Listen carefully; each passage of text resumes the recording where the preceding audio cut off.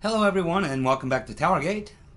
Thank you so much for tuning in. It is Sunday, May the 27th, 2018, day 443 of TowerGate. Alrighty, just a quick update. My timeline is coming along very well. I'm actually going to post the link to the timeline on Monday. So on Monday's video, the timeline will be available. It's not 100% complete, obviously, and it will be something that will continue to be updated day by day as we go. Obviously, I had to go back and start from the very beginning. So I'd say it's about 75% updated to where it needs to be today. Over the next couple days, I'll get everything else on there. And then it will be pretty much up to date.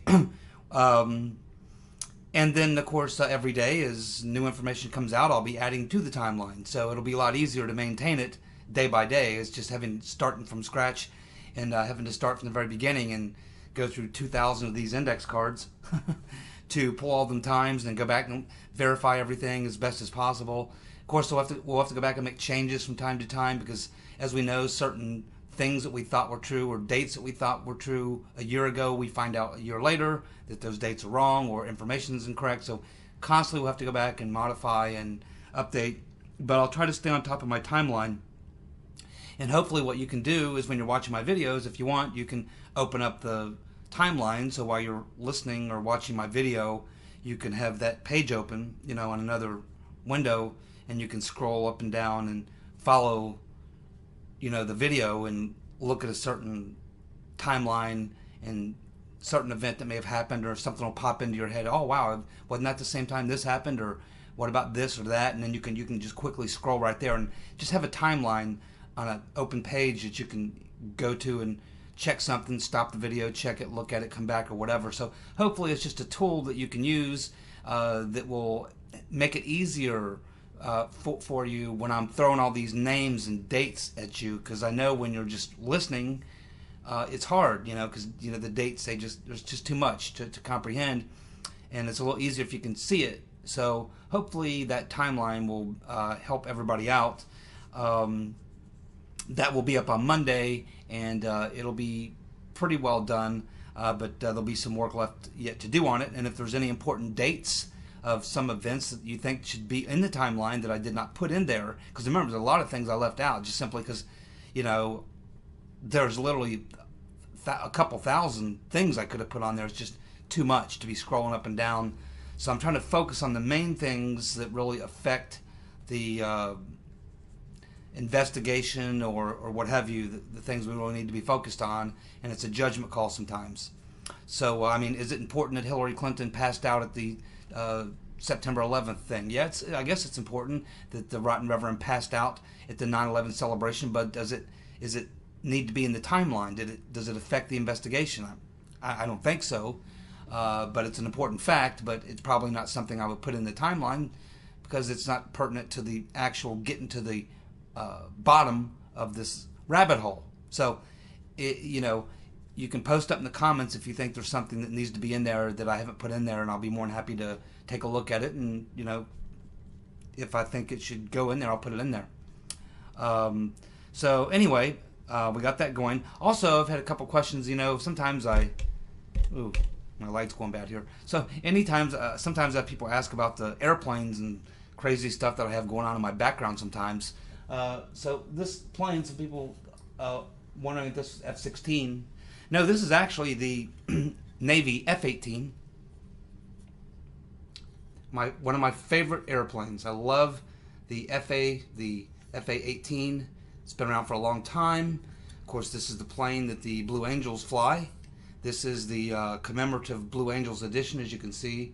Got the Blue Angels on it. 2 Blue Angels sitting in the cockpit. I love this airplane. It's a fighter bomber. Been used by the Navy. Of course, Marine Corps pilots fly them. Navy, Marine Corps pilots fly them. The way that you can always tell the F-18 from a lot of the other ones, the F-16, the F-15s, F-14s, it's really the wing design. If you look at the wing design on the F-18, it's got this real wide sort of wing part here, but it's a very short wing. Unlike the F-16s, which have longer wings, more like this, you see how at the very edge of the wing, it's real wide here, and then it just has a real block here, and then it has this curved upward wing here. This was primarily done to make this a more efficient fighter, because it is a fighter bomber. And with the longer wingspan and stuff like that, it's a good bomber, but it doesn't make a very good fighter because it wouldn't be able to turn very sharply. So to be able to get that real tight turning radius and make it an effective fighter, they made the wingspan like this. And it's a great airplane. And you know, I live 20 minutes from Wright-Patterson Air Force Base, and I go up to the air show every year, and they usually have F-18s up there. And just great airplanes. Now, as you know, there's been like 3 Blue Angels killed in the last 2 or 3 years practicing flying the F-18s. And those were the brand new F-18s, because they got the newest F-18s came out like 2 or 3 years ago. They've been flying those, and this is based on the earlier model. But those were the new ones, and there's a lot of these pilots flying for the Blue Angels that don't really like the new F-18s too much. They like them, I guess, but not as much as the earlier models. And so I think the F-18s, the Blue Angels right now, I think some of the guys are flying the new ones, and some of the guys are flying the older ones. But hopefully they'll get the issues worked out with the newer ones. I'm not sure what problems there are, but I'm not a pilot. But hopefully they'll get those issues resolved. But great airplane, and that's the Blue Angels F-18 model right there. Alrighty, let's get to some TowerGate news. You know, I've been following the Iran situation very closely. I reported to you last week that they had about 4 days, maybe going into the 5th day of protest erupting all over the place. They were first kind of small, then they grew larger and larger. It was in various cities. It wasn't one big thing in one place. It was, you know, pockets of protests throughout the country. Now, after about 5 days, they did send in the Republican Guard, and they put them down the way they normally do, pretty harshly. And so they pretty much were able to get them off the streets. But so now they've turned to another tactic, and that is a boycott, or a strike, I guess you would say, by the truckers in Iran. So for the past, now they're on day 3 of this truckers strike. Trucks have grinded to a halt in Iran. They're not hauling any freight, no cargo. You see trucks on the side of the road. You'll see them on long convoys, just deadheading, no trailer on the back, just the tractor honking their horns and stuff like that. Some of the video we're seeing coming out of Iran is showing us that things are exactly what I said they were 2 weeks ago. They're very, very close. Just a little push is all they need. This is why it's so critical that the EU actually fall in line and do these sanctions. Without the EU countries continuing to feed the Iranian regime, the mullahs probably would have been gone by now. And that's why Trump is wanting to put so much pressure on them, that if you want to see the mullahs go, you have to get on board and follow these sanctions. Of course, the Iranians retaliated by saying to the EU countries, if you allow the U.S. to do that, we're going to drop the names of all those Western politicians who took bribes in the Iran deal. Well, Trump doesn't care about that, nor do I, nor do any of you, nor do the people of Iran. So it's still watching this situation. It's day by day, but I'm telling you, Iran is at that point right now. They just need a little push. Now, I'm not suggesting I want the CIA in there, because I do not want the CIA in there. With the last 2 times the CIA has been involved in the Iranian affairs, it's ended up being a disaster. The Iranian people can take care of this themselves. But it shows you that, in fact, if not for the fact that they are a disarmed society, this thing would have been over years ago. The only reason that the mullahs continue to stay in power is because the Iranian people have no weapons other than sticks and stones. So this is what happens when you're a disarmed society and you have a tyrannical government. It makes it very, very difficult to take on the adversary when they've got modern weapons and you've got sticks and stones. So we will continue to watch this, and like I said, if Trump's successful at getting these European nations to toe the line and not deal with Iran, in 3 to 6 months, the people of Iran will take their country back. Can happen. It should happen. It'll be up to the Europeans. And so Trump's absolutely right. Once he comes up with his plan, if the Europeans decide not to get on board, if they are going to continue feeding the Iranian regime, Trump should absolutely use the SWIFT system to penalize as harshly as he can these EU countries who are throwing a wrench in the works. They're not helping the people of Iran, and I don't know where the mullahs will go. They just need to go. So we'll keep watching this situation, but that's what's going on in Iran right now. Massive truck strike, day 3. We don't know where it's going to lead. We'll just keep watching. It's a day-by-day situation, and we'll stay on top of it. Paul Sperry is now saying that, some of this we know, some of this is kind of new. He's saying that Priestap, which we just learned yesterday, was in London at the time that Papadopoulos was talking to Mr. Downer. We didn't know that. Now we do. We don't know how often Mr. Priestap was in London or who he was there to communicate with or meet with. We know that Strzok and Page were there. McCabe, Michael Getta, all traveled to London during the campaign, and he's saying that Brennan also made trips. Now we know that 2 times the head of British intelligence came here during 2016, but he is suggesting, Paul Sperry is saying that Brennan also went to London, and he says trips, as in like more than once. We have reason to believe that maybe Priestap was there more than once. We have reason to believe that Strzok was there more than once. McCabe more than once. So, again, every day it's drip, drip, drip. We'll just have to wait and see exactly what happens there. Now, as you know, Priestap is supposed to be talking to Congress here in the first week of June. I certainly hope that one of the knuckleheads in the Senate Oversight Committee there, I hope one of those knuckleheads will ask these 2 questions to Mr. Priestap, and if they don't, we'll know what team they're on. They need to ask Mr. Priestap who tasked Halper with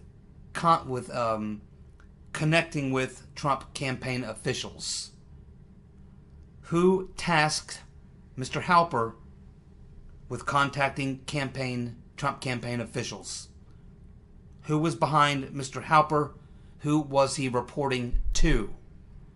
Those are very, very important questions that I hope someone on that committee will ask. They should also want to know who he met with when he went to London. How many times he went to London? Did he meet with Halper? Did he meet with British intelligence? Did he meet with British politicians? Did he meet with Mr. Breedlove? Was he there with the same time as Brennan? They need to find out all about Mr. Priestap's trips to London, when he went, how often he went, who he spoke with, and especially they need to find out who tasked Mr. Halper with making contact with Trump campaign officials and who Mr. Halper was answering to. If, in fact, he is a legitimate informant, which is what Comey and Clapper and Brennan are suggesting, then there should be a file on him, and we should have all that information. So we'll just have to wait and see. Obviously, that's going to be a closed session. I'm pretty sure they're not going to do Mr. Priestap in an open session. But whatever Priestap has told the Inspector General, he's obviously been cleared now to talk to Congress. And so I assume that anything that the Inspector General has learned from him, Congress should be able to learn from him. So we will see. It'll be a closed session, and it'll probably be a lot of classified stuff. So I don't know how much we'll actually learn initially after the questioning, but hopefully we'll get something. Hopefully we'll get something. Now, as we look at this situation, we can see how much British intelligence was involved in this operation. We know that Steele is British. Halper is not British, but he works and lives half the year in the UK. We know that Mr. Downer, who was there in London as in an official capacity until just recently for the Australian government. We know Mr. Misfit. He had, of course, contacts, British intelligence contacts, and so there's a lot of questions as to why the British government would have been involved so much in this, and I think it's very simple. I mean, very, very simple. Trump was a supporter of Brexit. He openly campaigned on that. He went to the UK during the election and even talked about it. He was pro-Brexit. And, of course, there's a lot of individuals in the upper echelon of the British government and intelligence agencies in Great Britain that believed, well, I don't know if they really believe it, but they were afraid of of what would happen if they did Brexit. They believe all sorts of bad things would happen. Now, whether or not they believe that, or whether that's all propaganda, who knows what's inside their heads. But for whatever reason, whatever they believed, certainly one thing they all agreed on was that Trump was not the guy they wanted, certainly someone supporting Brexit. And, of course, I assume that Hillary was opposed to Brexit. She didn't come out and talk to it very much. But if Trump was for it, she had to be against it, right? So we know Mr. Halper was opposed to it. So, and probably Mr. Downer and probably the whole group of elites. That's kind of how they are. They kind of stick together on these things. And, world government. Brexit doesn't fit into the plan of world government. So I think it had a lot to do with Brexit is why we have so much interest, but also because I think that the operation probably did begin from the CIA with Brennan, and of course, as the CIA is not allowed to conduct like investigations inside the United States, that's the FBI's territory. So I think that Brennan needed the help from the British, and I think he knew because of the Brexit issue, them being anti-Trump, that they would be willing to help. So it looks to me like it was a joint operation between British and American intelligence at the very beginning. And then, of course, what they did is they created the crime, tried to create the crime, and then once they got it to where they needed it to be, they passed it on to the FBI. And that's why I suggested about a week ago, did the CIA and the British intelligence, did they frame the FBI? Because it's the FBI that's left holding the bag. They're the ones left holding the bag. CIA and MI6, I mean, they're operating behind the scenes, putting all this together. But they're feeding it to the FBI. It's the FBI that has to actually do Operation Hurricane Crossfire and do all the surveillance, get all the warrants, and do all that stuff. So all the dirty work was done beforehand, behind the scenes, by the intelligence agencies, primarily MI6, people associated with MI6, private intelligence agencies, Hacklood, and things like that, along with Brennan's CIA people. And then they pumped all this into the FBI. So from that point of view, you could say that maybe the CIA set up the FBI. Obviously, there was coordination between them. We don't know how much because they're not telling the truth about that. They're suggesting that the FBI kept their operations pretty much to themselves, and the CIA kept what they were doing to themselves. They did speak, they did have communications. Peter's been stroking us, did act as a intermediary between the FBI and the CIA, but knowing those people, they probably gave as little information as possible to each other because they have a turf issue, a turf war that's always been there and will never go away. So they're very careful what they say to each other, and I expect that they only gave each other just enough information that they could be cooperating and probably didn't give up anything any more than they needed to. So we have a long way to go, my friends. We're at the very beginning of this. At the very beginning of just now starting to unfold it. We had to go through a year and a half of Russia-Trump collusion. Now that that's been blown up and there's no real obstruction and that's been blown up, the only thing left is to explore the real truth of the other thing that needs to be investigated. And we just got started with that. We're just getting beginning. And so I think that we're looking at least another year before this is unraveled. So we're just going to be patient, but at least ways now we're having the proper investigation, and even though it's moving very slowly, I think eventually we are going to get pretty much at the place where we all want to be. which is holding the perps accountable for the crimes that they committed. Here's something else that's very interesting when you're trying to separate the wheat from the chaff. When you look at the behavior of these individuals who were outed, when Christopher Steele was outed by the Wall Street Journal, what did he do? He grabbed his family and his dog, and he went off to the country and hid. We didn't hear from him for weeks and weeks. And then finally he started releasing a few statements from his attorneys. They tried to go interview him, and he runs out the back door.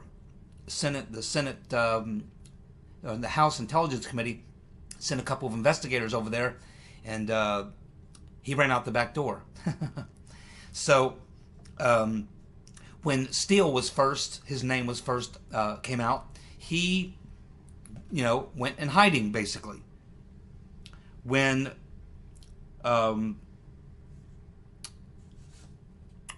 where are my notes? Yes, when Mr. Misfit's name came out, he disappeared, and we've never heard from him since. It's been almost, it's been what, 7 months or so? Haven't heard a word out of Misfit. He disappeared too when his name came up. And then we have Downer, Alexander Downer. He made a couple brief statements, and then after that, regarding this, which basically said nothing, and then after that, his position is that he has no comment on anything having to do with anything in the American 2016 election, Papadopoulos, anything. He has no more comment. He can't go underground because he was a government official, an Australian government official acting as like an ambassador to the UK, and I think he just ended his position earlier this year, 2018, just a couple months ago. Now he's no longer in official capacity, but he has been in an official capacity, so he wasn't really able to go underground. So when you look at these people here, you have Halper, you have Misfit, you have Steele, and you have Downer. They all appear to be connected to British intelligence or American intelligence or something, and they have all pretty much gone underground or hidden or aren't talking or whatever. That's their behavior. Then you look at the behavior of Papadopoulos, Clovis, Manafort, and Carter Page. None of them went underground. None of them were hiding at all.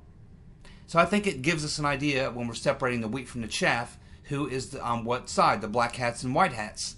And that's why I believe that Mr. Misfit was part of a plot working with Halper and Downer to set up these other individuals. It's because of their behavior, which looks like they're, trying to hide something, their behavior after their names came out.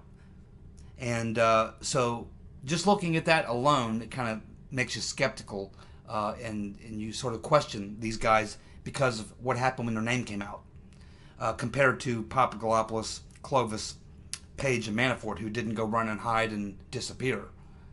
These other guys did, which tells you they got something to hide. It's exactly what that tells you. Clapper says Obama did not know about this informant in the campaign. That's bullshit. That's just bullshit. There's too much evidence saying the otherwise, Mr. Clapper. This guy is just, you talk about a pathological liar. My God. This dude, every time he opens his mouth, he's lying. It's just unbelievable. Unbelievable. Giuliani wants a briefing on the spy in the Trump campaign. And they better not lie, because unlike Congress, who they can sit there and lie to, or unlike us or the media, who they can sit there and lie to, they really can't sit there and lie to Giuliani if he's representing Trump in this particular case, because that becomes a legal matter. It becomes a legal matter, and Giuliani is going to do it that way. When he sits down, it's going to be done in a way that they are going to have to go on record. He's getting this for the legal case. Not because he's curious. Not because he's just interested in the politics of it. No. Giuliani is pretty smart. He understands that this now is an issue in the case, which could be a criminal case or something against the president, or could result in Mueller releasing something as a report or something like this. So now it's a legal matter, and Giuliani is representing Trump in a legal matter. And so he is going to get a full legal briefing from the FBI. And he wants to know everything that Nunes and Gowdy were told, and presumably everything that Mueller has been told. If Mueller can know it, then Trump gets to know it. His attorney gets to know it. That's the argument that Giuliani is making. And that's a very dangerous situation for the FBI and the DOJ. Very dangerous for Rodenstein and Wray. Because that means if they lie to Giuliani, that's a legal issue. Because this is going to be this is going to be in court records, court documents. So, yes, looking at this from this point of view, from the legal side as opposed to the political side, it looks a lot different. And I think Giuliani sees that. So does Trump. They understand this very well. This will force them to tell the truth, or just not say anything, which will tell you a lot. So Giuliani wants to know what motivated putting Halper in there. Exactly the question I just said that the Congress has to ask, that I would expect anyone would ask: who put Halper in? Period. Not a tough question to answer. And if he wasn't doing anything wrong, if he was just in there trying to find Russians, then there should be no problem answering that question of who put him in there. I think I know who put him in there. What information were they seeking from Mr. Halper? What was it that they were hoping to learn by putting him in there? That's a really good question. Giuliani wants to know, and Giuliani wants to know what did they get. And that, of course, would be in their files.